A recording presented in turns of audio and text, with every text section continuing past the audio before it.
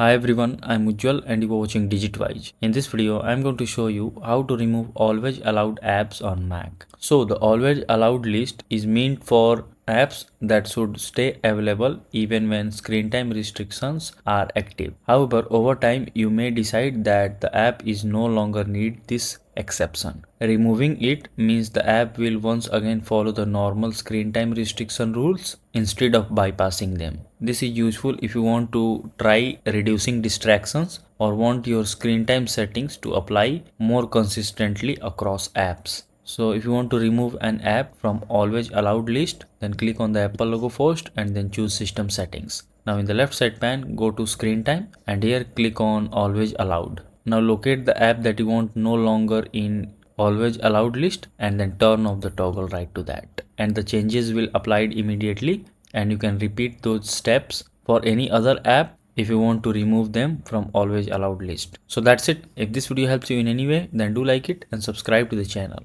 Thanks for watching.